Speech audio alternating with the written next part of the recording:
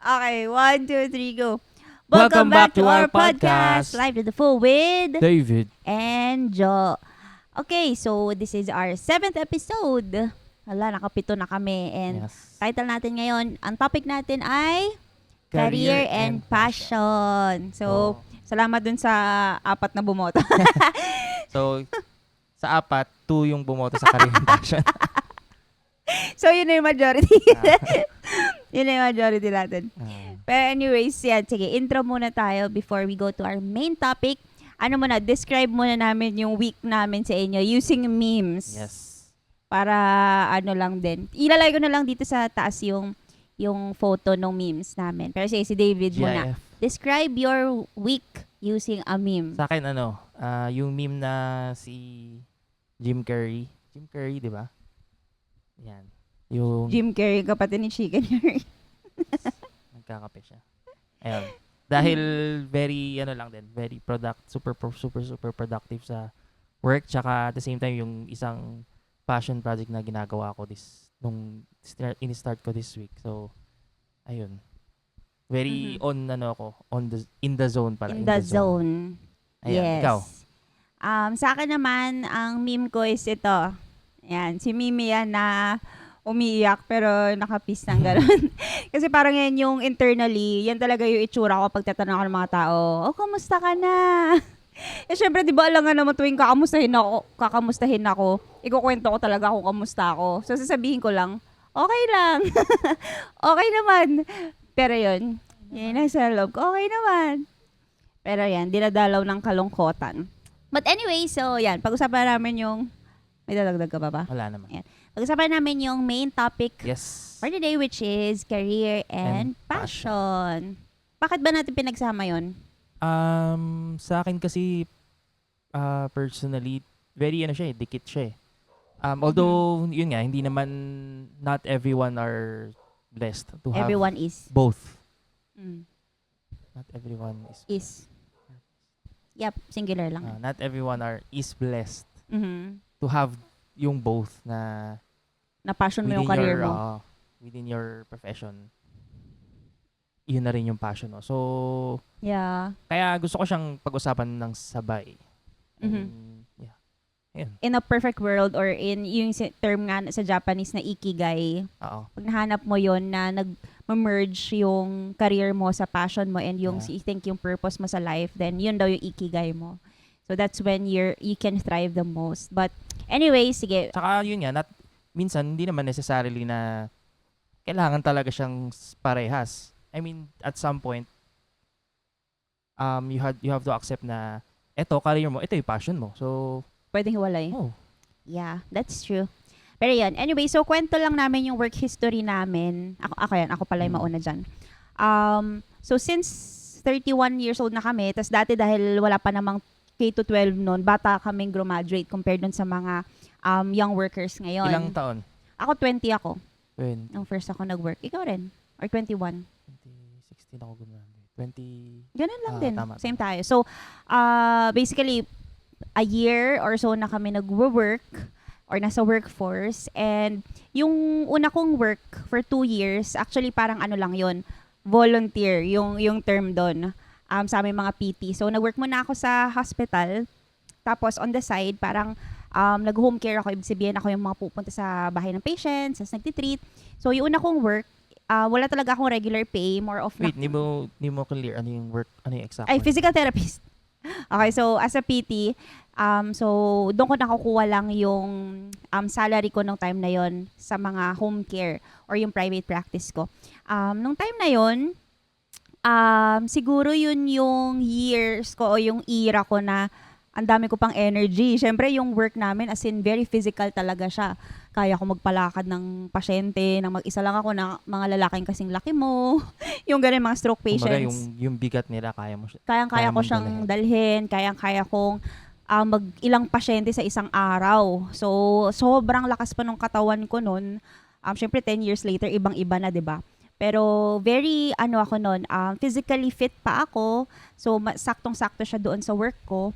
Tapos, yun yung point na I really just love what I'm doing. So, kahit hindi pa malaki yung sweldo ko nun, dahil hindi pa naman nga ako masyadong ina-ask ng parents ko na mag-help sa bahay, parang I was fine with doing it for 2 years for passion and yung love lang din sa work. Kasi parang yun yung na-instill sa amin sa profession namin, yung ability lang din to really help yung mga patients get back to their previous state or yung daily living nila before. So, ganun ko nakikita yung trabaho dati na kaya nga yung mga vlog ko nung mas bata ako, puro ganun, about passion sa career. I really love what I'm doing as a physical therapist. Kahit maliit lang ang sahod ko, because this is my passion and it can help a lot of people.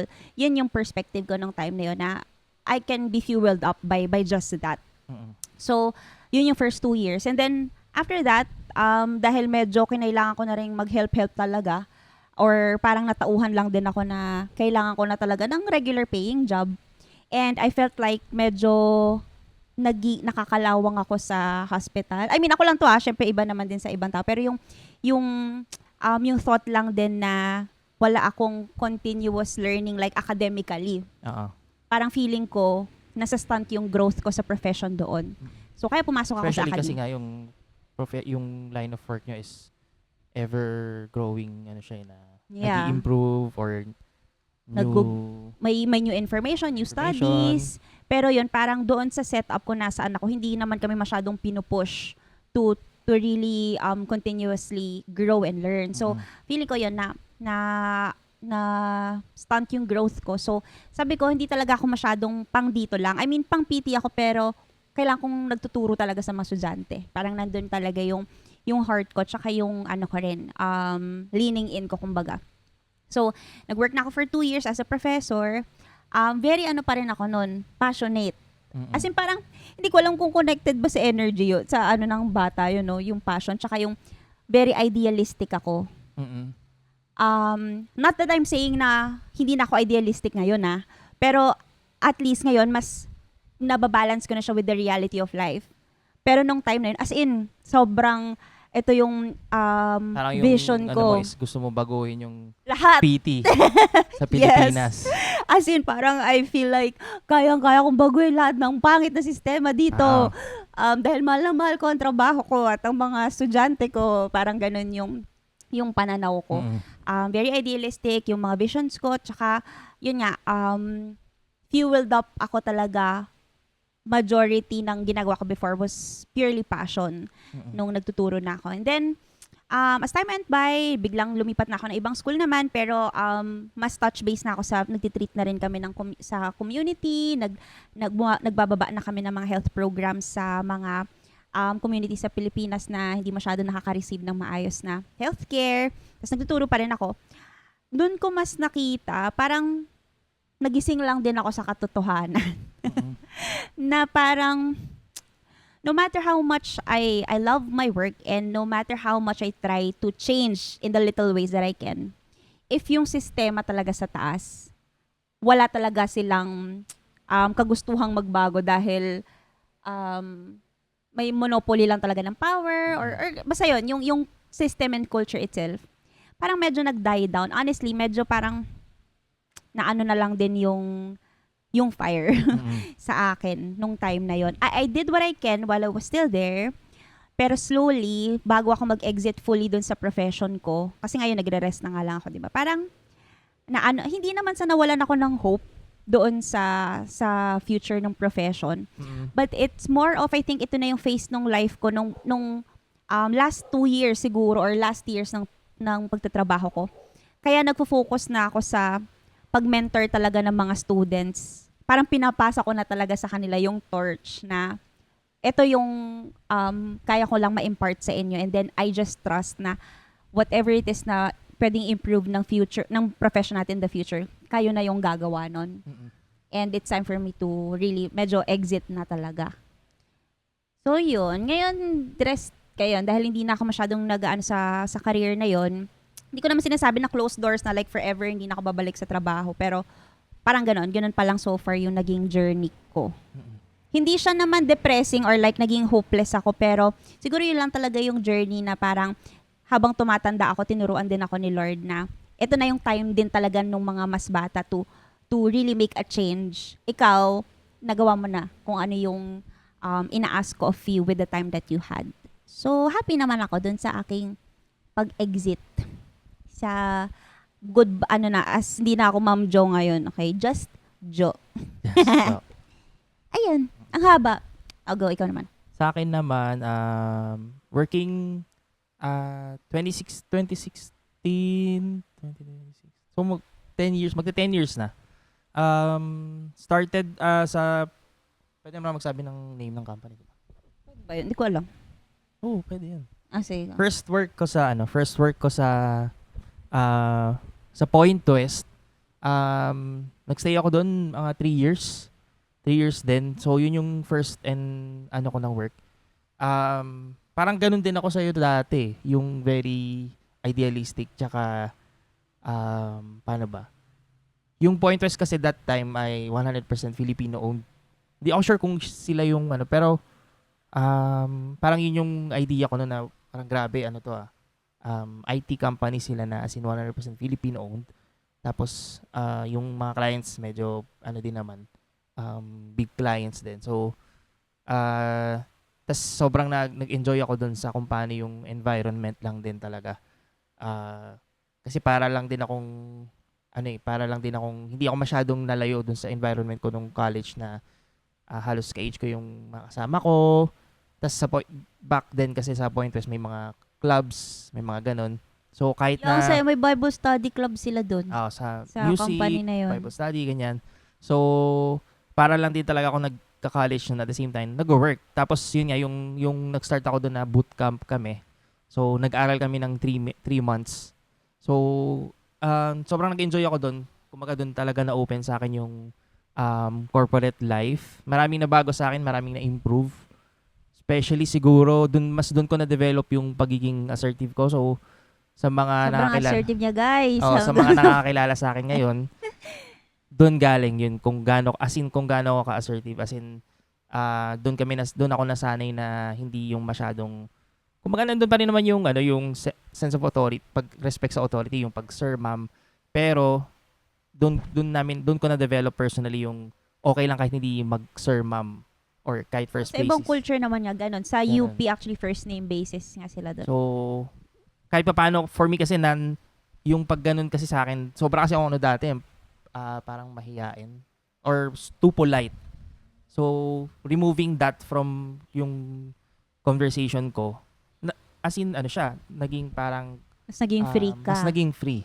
Yes. Kung may kailangan Actually akong nga. tanungin, may insights ako or whatever, doon talaga siya na-open up. And then from there, yung jump ko from Point West, tapos night shift ako noon, tapos mga isang taon din na night shift, tapos naging day shift. Hanggang sa naging developer na rin talaga yung career path ko. Paglipat ko ng company, doon na nag-start din na parang I'd say na parang nag-die down yung kasi dati yung idea ko pa nung gusto ko magstay doon sa Point West dahil grabe Filipino-owned, ganyan. Pero the reality is that I needed to move away. I needed na lumipat para maano ko yung sa comfort zone ko. Tapos that time din medyo hindi na rin healthy sa akin yung sa project itself. So Yung bigat nung Oo. trabaho. So nag-decide talaga ako na this time na siya.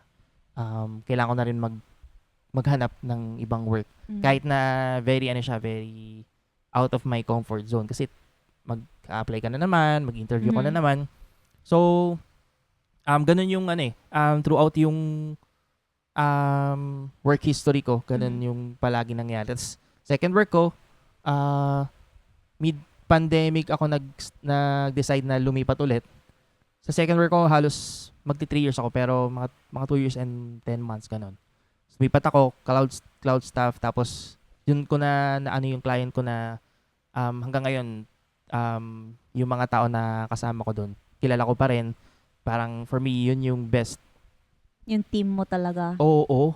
As in sad to say, mga ilang years, 3 years, more than 3 years ang dinata kami. Tapos kailangan na rin i-let go because of management reasons. Pero as in, grabe yung experience ko doon na parang perfect team. Mm. Parang hindi ko akalain na magkakaroon ako ng ganong team. Na as in masasabi ko talaga na perfect kasi yung lead namin, yung Pag magaling talaga CTO yung namin, leader, yun talaga. grabe. Malaking Technically, bagay talaga sobra yun. siyang, sobrang competent. Kasi nga, developer din naman siya dati. At the same time, yung people management skills niya, as in, ibang level din. So, kaya, at the same time, as in yung composition ng team namin, bawat isa kami, lahat, ibang klase lang din yung, talagang yung chemistry nung team. Nag-break up yung ano. Yung Pero, leader nyo kasi, yung pag team lead kasi talaga ganon, magaling, they will really bring out the best in every member Yeah. of the group. Yun, yung client ko na yun, na yung isang cowork ko doon, yung CTO, siya ulit yung cowork ko ngayon. And so, grabe lang din yung pagbalik sa akin nung fire lang din in me doing work excellently. Ayun, 10 years and grabe lang din yung lahat nung naging improvements, changes, realizations na ginawa ni Lord sa life ko. So, Through your work, through yeah. your career. Yung next naman, pag-usapan namin, yung parang nag-ano lang ako ng question doon, what are you most passionate about in your in work? your work. Yung previous kong profession as a physical therapist and as a professor, always siyang nandun na parang imprint na talaga siya sa akin. Or siguro sa lahat ng mga PT dyan, makaka-relate na seeing people recover or get back to simply as yung task of walking on their own. Parang dahil ganun yung nature ng profession namin. Yun talaga yung doon nanggagaling yung passion namin na just really as simple as helping people sa medical field. Kasi parang yung profession namin, hands-on talaga kami sa pasyente. Like as compared to other medical profession na saglit lang, ilang minutes lang, o kaya kukuhaan mo lang ng sample, tapos alis Babalik ka na. Kami kasi mga PT, parang kami talaga yung kasama ng patients all throughout their journey. Just like yung mga psychotherapists, di ba?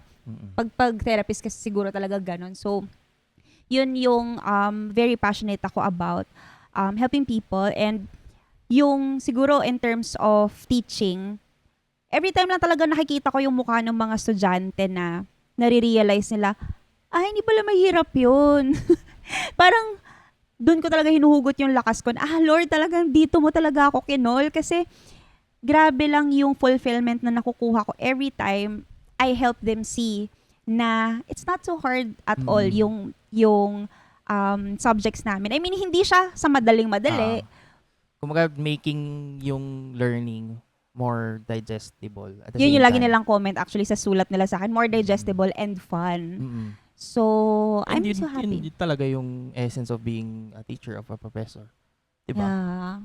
Hindi siya para, ito mahirap tong subject na to. Mm. So, alam nyo na, Maangas babagsak ako kayo. pag bagsak kayo lahat sa akin. Parang for me, hindi nagsisit right yung ganong posture ng isang teacher na proud ka na maraming babagsak. Medyo proud ka na nag-fail ka sa trabaho mo. oo, medyo sa akin lang din yung ganon. Yeah. And, ewan ko, that's being idealistic, pero yun True yung naman. profession mo. Yun talaga yung very essence of profession. So, yan, very passionate ako about that. Yun. Or every time sa interview, yun yung lagi yung sinasabi.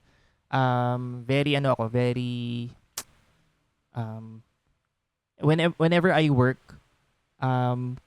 kumaga yung kapit ko dun sa seeing the whole picture kung para saan yung ginagawa. Wow. Pag hindi ko nakukuha yun, hindi talaga ako nagiging at my best. So, from Point West, nice. from That's deep. to the next company, sa cloud stuff, as in, parang na-pinpoint ko lang din talaga na yun talaga yung kung sino ako. Even actually, outside of work As in, kung hindi ko nagagrab yung whole picture nung para saan ba tong ginagawa ano yung natin, purpose? hindi ako mag-excel kung paano talaga ako nag-work. So, doon talaga ako passionate, parang parang ano bang purpose na ito? Para saan ba to? Yung ginagawa natin. So, kung hindi siya magsisit right sa principles ko, Mhm. or even, yun nga, minsan hindi naman din kasalanan nung ano, kumbaga hindi ko lang talaga siya nagigets kasi hindi rin talaga yun yung forte ko, kumbaga. So, hindi siya Hindi lang sa talaga akin. siya for Oo, you. oo. Yun. Yung getting the whole picture of it. Ano yung purpose na ito? And thank you, Lord, sa ganun. Kasi parang, kung makita mo, like, what we are passionate about or what we love about our work, parang nare-reflect din niya yung heart ni God Yeah. sa trabaho talaga. Kasi parang, if yung, when I approach my work without yung, ano lang talaga, yung posture na, this is what, lalo na yung trabaho ko is dealing with people talaga. So, kung wala akong heart na tumulong, parang ang hirap naman nun, di ba? Pero dahil siguro ginugrow ni Lord yung heart niya na yun para mag-align din kung paano yung heart natin towards our career.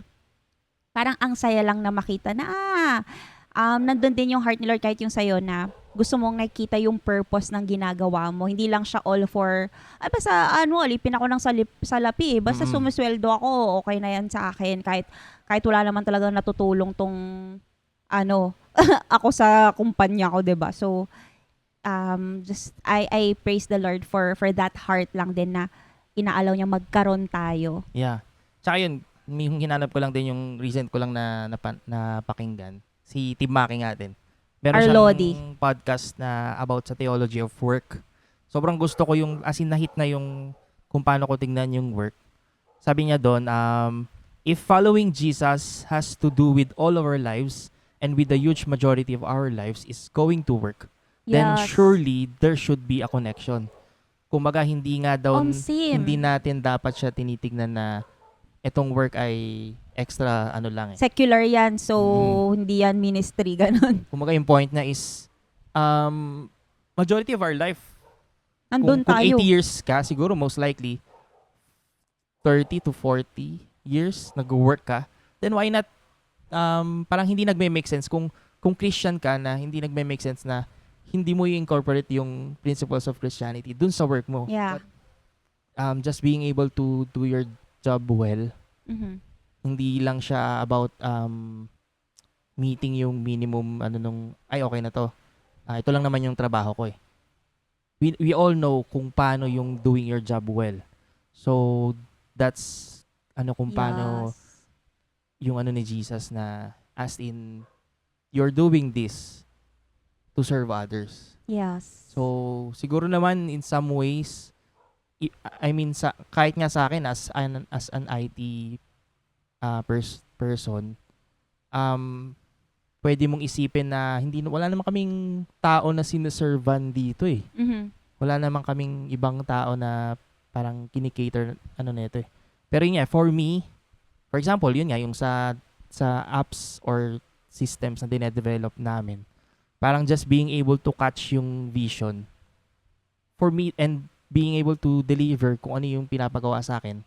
Yeah. And not just doing it dahil ito yung ito lang sinabi mo sa akin, okay na to. Hindi siya basta dun eh. So, ayun. Move tayo do sa what are the previous challenges that you faced in work? In work, and how did you handle it? Yung pinaka-recent, yung sa recent work ko na night shift, grabe yung challenge nun sa akin kasi, yun nga, bihira sa akin yung hindi ko agad nagigets. Tapos, tatagal ng mga 1 to 3 months na hindi ko pa rin siya, So, yun yung sobrang laking challenge sa akin kasi, every day sa pag ko ng work, dragging siya na as in tinatamad akong mag-work kasi mag-e-exert na naman ako ng sobrang laking effort para lang ma-execute yung task ko. Kasi hindi ko siya talaga masyadong magets eh. Demotivated ka siya na, kumbaga. Oo, demotivated ako dahil line essentially i-explain ko na lang din in generic yung system ay for data collection sa casino. So parang yung everyday mag-open yung casino tapos may magko-close and then i-collect yung data nun. So sa casino pa lang Hindi na nakaka-Christian. kasi wala akong idea about it eh. Oh, tsaka dahil nga sugal yun, parang sa loob-loob ko bilang na asawa mo na nakikita kang doon ka nag-work, parang, okay. Parang Okay hindi nakaka-Christian. Oo. So, tsaka yun nga, yung terms, hindi siya talaga, hindi ko ano to. Pero tinry ko naman, still to perform well, pero sadyang parang sobrang siyang conflicting sa akin na, Lord, ano ba to? Nagagawa ko ba yung ano ko at my very best? Parang for me, na frustrate ako na ganun yung ano ko every day or every week na hindi ko siya nilook forward na papasok na ako ulit. So nahirapan ako at even yun with the help na meron na ring AI nun. So hindi pa rin siya ano pa rin X pa rin sa akin yung ano. And sa totoo lang, kung pera lang ang habol mo, mas madali yun Mas sa'yo. madali yun. Kasi- Yun nga parang nagiging joke namin na okay lang yan, pinapasahod Mas conflicting siya sa akin kasi hindi ako ikaw ganito yun. magtrabaho Yes. Hindi ako working for the money itself. I mean, Siyempre, kailangan gusto yun. sino bang ayaw na wala kang ginagawa pero sumasahod ka. Pero for me, yun nga yung sinasabi ko doon na as a Christian, if this is my daily thing, hindi sobra siyang disservice na I'm doing something na wala namang or parang for me, hindi ko naman siya talaga nagigets, wala namang pinapatunguhan to, sumasahod ako, tas hindi ako excellent in nag-work. Parang Lord, hindi tama to for me. Hindi, at the same time, kung tatagal ako doon ng mas matagal pa, alam ko na as in babagsak yung kung paano lang din yung work ethic ko. Kakalawangin ka na, in Oo, short. sobrang, yun nga, palayo siya dun sa kung sino ako talaga So, That's when you Ano know pa lang ako? it's time to go. for 5 months? 5 months pa lang. Yeah. Pero thank you, Lord, na nag-provide siya sa amin through that dun sa mga times sa kailangan namin. Pero for the long term, mukhang hindi Totoo talaga naman. siya para sa'yo. Saka, yun talaga yung conflicting sa akin. In connection siya dun sa second, namin kanina, what are you most passionate about? Umpisa pa lang na hindi ko nag-grasp parang ano ba to, para saan ba to, nagigets ko ba to, parang hindi ko ma-put yung sarili ko dun sa place nung gagamit ng application na paano ko ba to gagamitin? Hindi nga ako marunong mag-casino.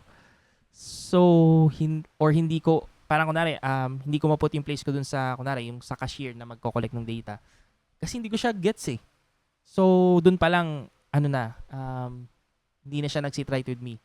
Tinry ko siyang endure in around 5 months pero yun nga, aside from that, talagang nag-decide na ako na hindi to for me. Yeah. Kailangan ko na talaga maghanap ng... And alam nyo ba, bigyan ko kayo ng konting trivia.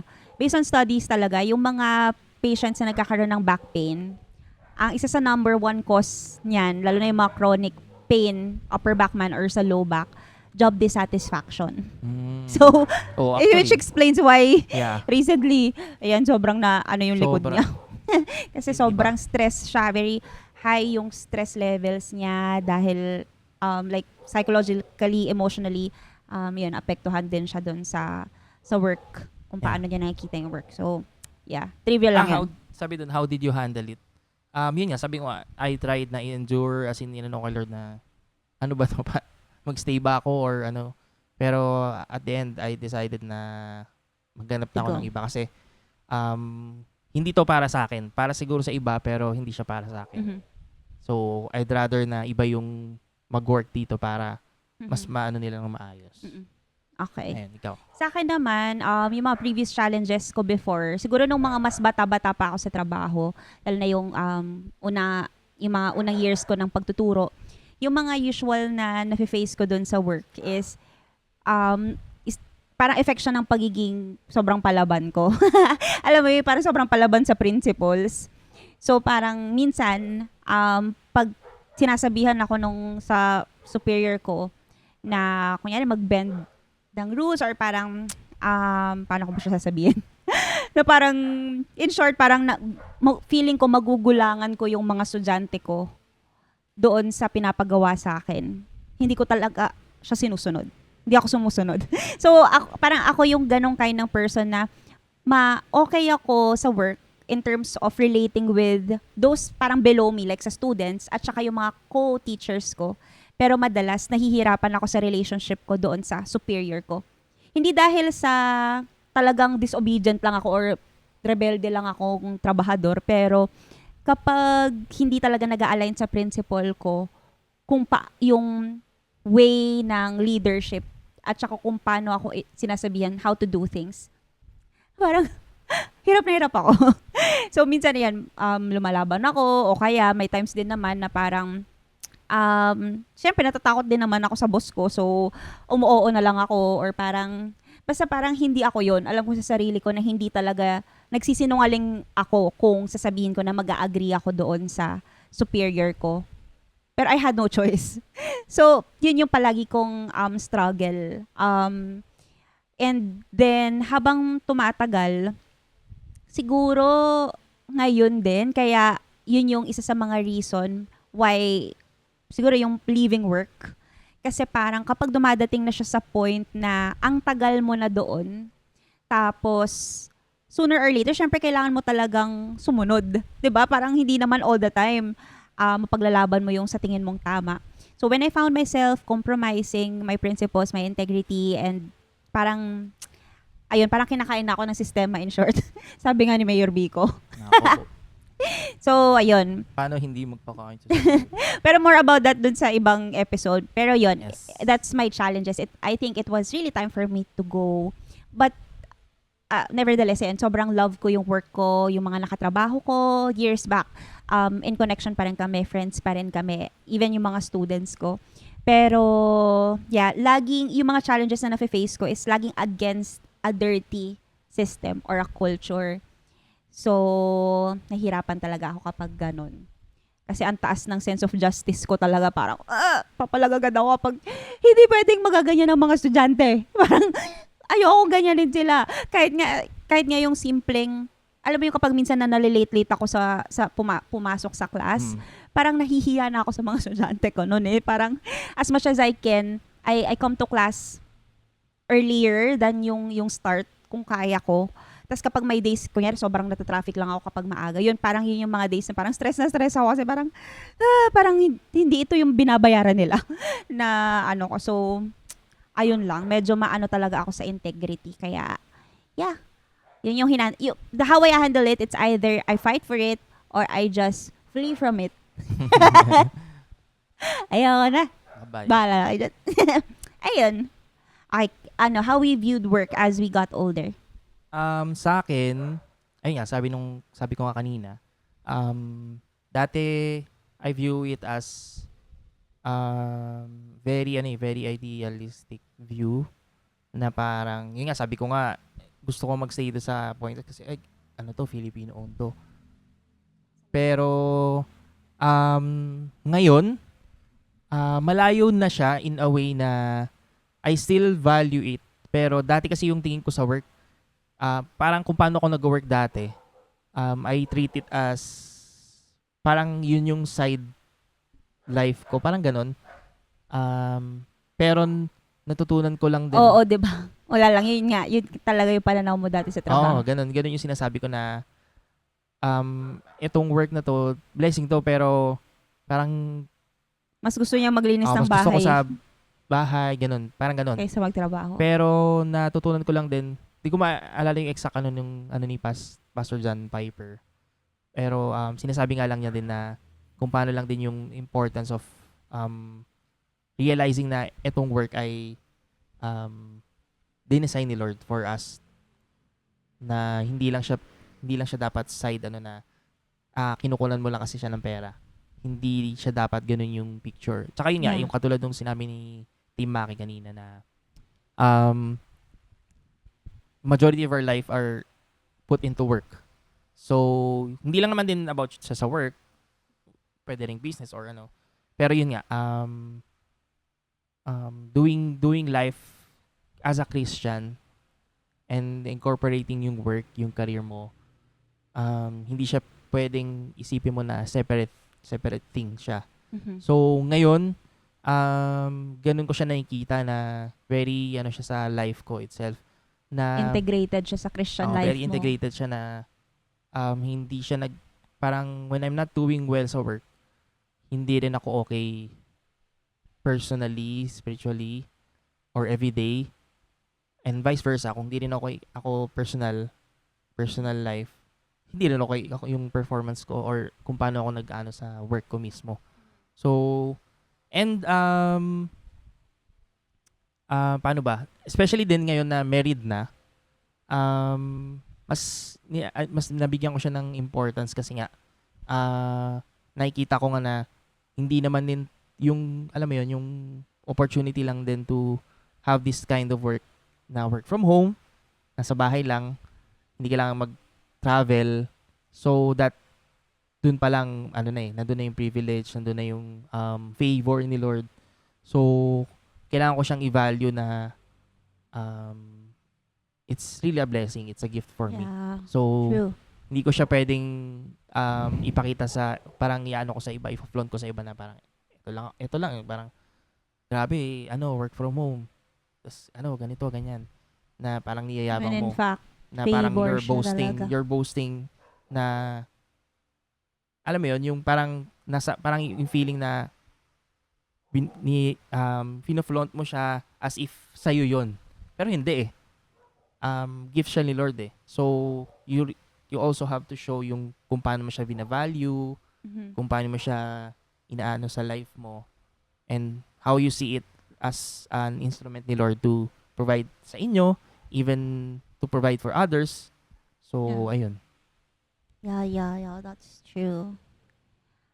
Parang rin yun, nakaka-convict din sa part ko kasi parang ako yung mas may tendency na nga na mas maging prideful or boastful in terms of my career naman. Kaya parang reminder din siya sa akin. Kasi yun yan, connection dun sa tanong na how we worked as we got older. When I was younger, kahit very passionate or parang mukhang noble yung cause nung mga ginagawa ko, parang behind it, honestly, yung sa sinfulness lang din ng heart ko na I was very, parang messianic yung tingin ko sa sarili ko na ako ang bring ng change. Ako lang ang may kayang magturo sa inyo ng ganito. Or parang sobrang lang din dun sa ability ko to do things. And I really felt like irreplaceable ako. Like, parang realizing it now, parang nakakaano lang din. Parang mapaparepent ka na lang. Grabe Lord, parang grabing pride din pala yun. Kapag feeling mo sobrang you are really good at what you're doing, parang grabe yung tendency na mag-grow yung pride sa heart. So, nung mas bata ako, yun nga, very messianic na feeling ko ako magsisave lahat ng estudyante sa mundo. Ako ang magsisave ng lahat ng pasyente sa mundo. Pagalingin ko kayo lahat. Naging Maglalakad kibuloy. Maglalakad ang Naging kibuloy pala. Pero yun nga, seriously, nung ngayon na habang tumatanda nga, and syempre habang namamature din ako sa kung paano rin tayo tinuturuan sa tamang leadership sa church na mas nakikita ko siya na yung ability mo to multiply yourself or pass down yung meron ka, yung wisdom na nakuha mo lang din naman kay Lord or yung knowledge na nakuha mo lang din naman kay Lord, yung I have to focus more on imparting that or passing that down to the younger generation or to the next generation. So, na-lift lang din yung burden sa akin. Kaya ko nga siguro na-feel na nung umalis din ako sa profession ko, bukod doon, parang I was really having this sense of fulfillment sa heart ko na parang, Lord, mukhang tapos na tayo dito, no? As in, parang tapos na talaga ako dito. Parang I can really close this chapter in my life. Kasi parang inassure na ako ni Lord sa heart ko na okay na. Parang, kita mo, sobrang passionate ko, naiiyak ako. Basta yun, parang, mo na siya, parang, huy, bakit ako naiiyak? Career and passion eh. Career and passion talaga, naiyak. Ayun nga, parang sinasabi lang sa akin ni Lord na, mo na, parang, okay ka na. Na-pass mo na siya. So, ganun ko lang din nakita, yung love ko sa profession na meron hanggang ngayon, nag-less lang din yung burden sa akin. Kasi nga, I know now na hindi na yon up to me. Ganon. So, I'm rooting on Sakto you kay Pala. guys. Yung mga naiyak tuloy ako. Busit na yan. Yeah. Grabe. So, ganun ko siya nakikita na magfo-float, kung paano ka lang din sa work, magfo-flow siya din sa kung paano ka sa life mo. Mhm. How you do your life as well. Yeah. And para gawin mo siya ng hiwalay, medyo parang questionable yan for me na Yeah. As Christians, we don't compartmentalize our life in that sense na ito lang Lord yung itatouch mo, yung iba wag ha. So yung parang meron lang din question for reflection na maganda lang din isipin ninyo and kami rin parang we can talk about ngayon. Based na dun sa nabasa ko na namang book ni John Ortberg. Parang yung ano lang dun, yung tanong lang na nag-come up sa akin nung nabasa ko to is, what if we approached work the way God the Father approached creation? Na parang imaginein mo, yung creativity and passion na meron yung God the Father. Syempre, kasama na yung buong Trinity doon. Pero, how He put lang din into being yung lahat ng nasa mind niya. Like, tignan mo na lang, like, look around you, tignan nyo kung gaano ka-creative si Very Lord. detail, yung intricate, Sobrang genius talaga. And, as you see yourself being molded by that kind of God, hindi mo lang siya God, natatay mo rin siya. Syempre, you can't help it but also reflect that kind of creativity sa trabaho mo.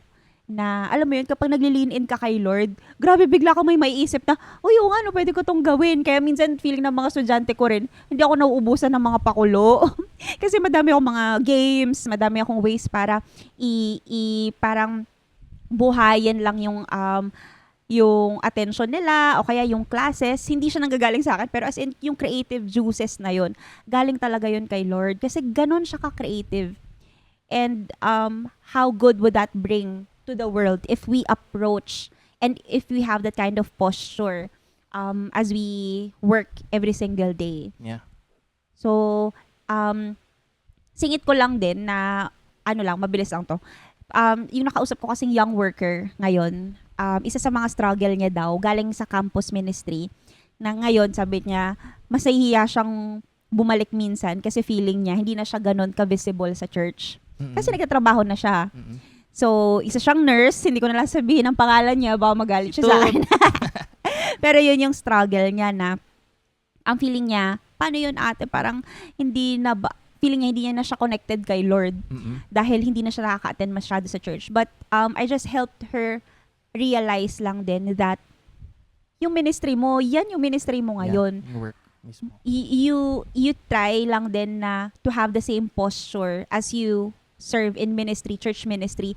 Yung ganong posture, yung dalhin mo sa trabaho mo. And grabe, hindi naman talaga tayo meant as Christians na pagkumpulin ni Lord sa isang lugar eh. Kaya nga tayo salt and light. As in, ini-spread talaga tayo sa iba't ibang lugar. And that means even in our secular work, we can reflect His love, yung creativity and service na meron na tinuturo ni Lord sa atin. If we just see it that way, na yung work natin, ministry talaga yan. Sobrang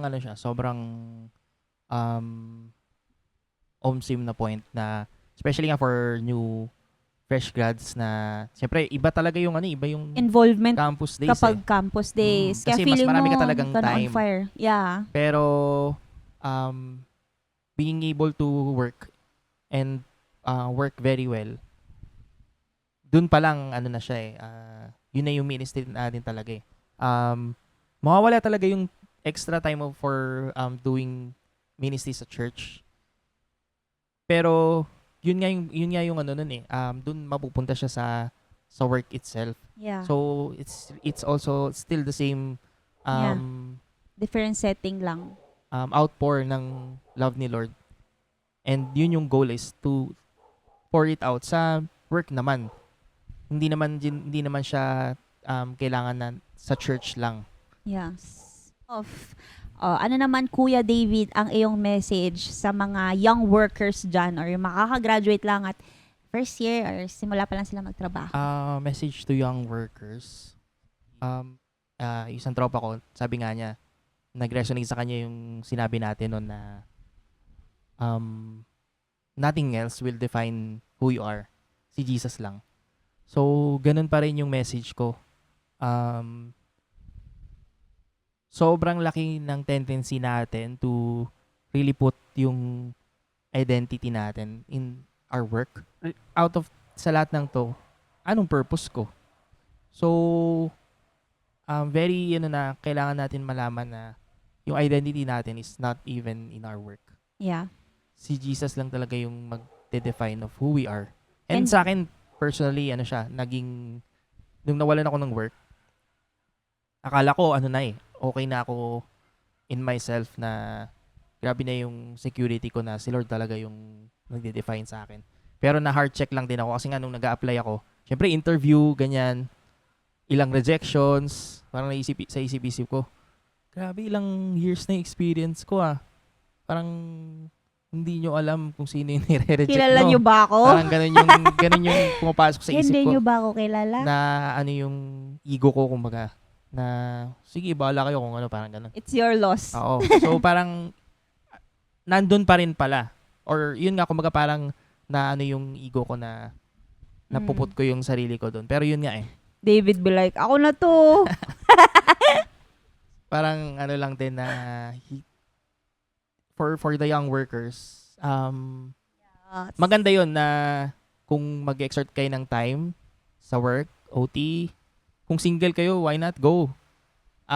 Minsan, dun mo rin man talaga makikita na hindi naman pala talaga life is not really about work. That's speaking dun sa mga sa single, syempre.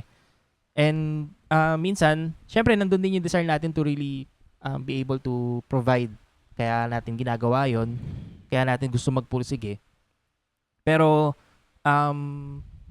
yun nga, ang sinasabi ko lang is wag tayong abot dun sa point na malulos na natin yung identity natin in the work itself. Kasi yung work ay temporary lang din. Yeah. So, yung sinasabi nila na you are, parang pag nawala ka sa work ko, mare-replace ka. Parang yun na siguro yung the worst case scenario. Pero, I wouldn't want na gano'n naman yung maging picture mo na nasa isip mo. Ang goal pa rin is, as Christians, we need to put value sa work, pero not, yung sabi mo, sakto dito sinabi mo na, we need to put value in our work and not yung Not work the other way putting the around. value in us. Kasi kapag ganun, talagang masisira ka. And that applies kahit saan. Yes. Pero dahil as human beings, work talaga yung magko-consist nung majority ng life natin. So, yun. Haba Yeah. na message ko. Ang haba. So, yun. In short, ang gusto sabihin ni Kuya David is get your value from God Yeah. and not from your work. Okay, so ako naman, siguro, ang message ko lang sa inyo is, wag nyo i-doubt yung sarili nyo if you feel like, or baka may nagsasabi sa inyong mga mas matatanda na, masyado ka namang perfectionist, masyado ka namang idealistic, hindi totoo yan sa kapag ang workforce ay kinocompose na lang ng mga taong pagod sa buhay at sinampal ng realidad ng buhay at wala ng idealism, wala ng passion, hindi ko na alam kung ano mangyayari sa mundo. So, we need you. We need people, we need younger people who Yeah. have that kind of fire to really, we need to change this. Okay lang yon na maging ganun kayo ngayon. You'll learn that to balance that through time, pero wag niyong madaliin. It's okay to be idealistic. It's okay to be very passionate about what you do, and it's okay to just really yearn for something better for your career or even yung buong profession ninyo, because we need that. We need more people like you. Yeah. Ayun, yun ang Awesome. aking message sa inyo. Okay, so Okay, Napakadami. nakarating na rin tayo sa last part. random recommendations. Okay, Random come on. recommendation. Sa akin, yun, yung pinanood namin na movie recently. Most favorite test. Ship Detectives, yung title niya, papakita namin. Lalagay ko dyan. Yan. Sa Amazon Prime Video siya namin napanood. Ano lang yun random lang yun, parang nag-scroll lang din ako. Tapos nakita ko, uy, ano na ito, kita. Tapos Sobrang cute. pinanood ko yung trailer. Nahook ako dun sa trailer, parang ayos to So, sabi ko panoorin namin. Tapos, grabe. Hindi ko lang din in-expect na ganun yung magiging Naiyak-iyak pa. tama. Grabe lang. Kala mo pang Yeah. bata pero, ay, grabe yung ano. Partly din kasi kaya sobra siyang nag-stick sa akin. Kumbaga Parallel. parallel sa Principles of Christianity. Tama ba? Oh. Ayun. Ayun. Okay, The Sheep Detectives sa Prime Video. Okay, ako naman, ang aking random recommendation is app. So, the Bible Project app. Yan, lalagay ko dyan. Ilang beses ko na itong nire-recommend kahit nung simulang nag-TikTok ako. Yun yung paul ko sinasabi. Tapos, please, sige na, i-download nyo na, libre lang yan. Sobrang ganda ng Bible Project app kasi kahit curious ka lang, like wala ka pang any idea about the Bible, grabe yung mga resource material nila doon, yung mga videos, it will help you understand para saan ba yung book na yon. Kasi di ba collection of books yung Bible. So, para saan to? Anong context? How does that point to who Jesus is? May libreng Bible doon, iba-ibang translation, may videos, may podcast, and meron silang by theme. So, kung gusto ninyo kunyari mag-aral about the Bible, themes on spiritual beings or themes about the Messiah, ganyan. Sobrang beginner-friendly siya and it's all for free. Ano kaya yung Napakaganda. tagline nila? The Bible Project is an non-profit organization. Parang funded talaga siya by people. Mga nagdo-donate lang. Nagdo-donate. So, kaya siya free as in lahat. Grabe yung passion nila in doing that. And sharing the gospel talaga sa iba't ibang klase ng tao. Lalo kung visual learner ka. Yeah. Ay, Sa akin lalo. grabe. Sobrang Ang helpful. imagination ko na nabuhay dahil sa Bible Project. So, yes, that's our episode about career and passion. We hope you learned something from it as we learned also yung heart namin nung pinag-usapan namin to. Ngayon ko lang din na nakita yon. And watch our previous episode About hope here for the saan? youth. Dito sa gilid. Hope for the if you haven't. And then share, like, comment, subscribe to our YouTube channel, and you can also watch us on Spotify. Ayun lang. Thank you. We'll see you on the next episode. Bye!